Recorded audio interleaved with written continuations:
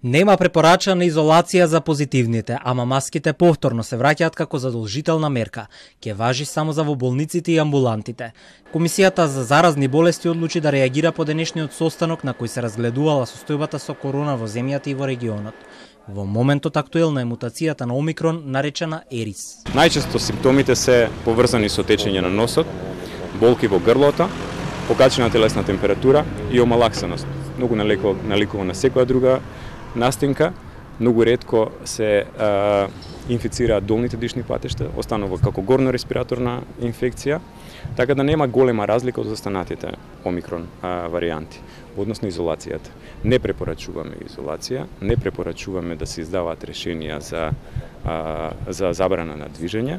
Напротив, ова ќе го третираме буквално како секоја друга болест која што е ендемска, како грипот.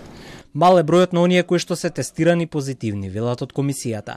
Јасно е дека сега и степенот на тестирање е значително помал од пред една година, кога во август беа изброени над 12.000 потврдени случаи. Во Србија е потврден Ерис, меѓутоа во Србија знаете дека има значително поголем број на случаи кои што даваат поголема количина неинфективен материјал и може да се детектира во помали трагови, меѓутоа кај нас поради тоа што имаме се уште мал број на случаи, споредено во однос на август 2022 година, кога имавме 12.300 случаи за месец август, сега имавме само 112 случаи и не може толку лесно да се собере инфективниот материјал кој што треба да се обработи. На инфективна во моментот се хоспитализирани 7 пациенти и истите се на кислородна поддршка.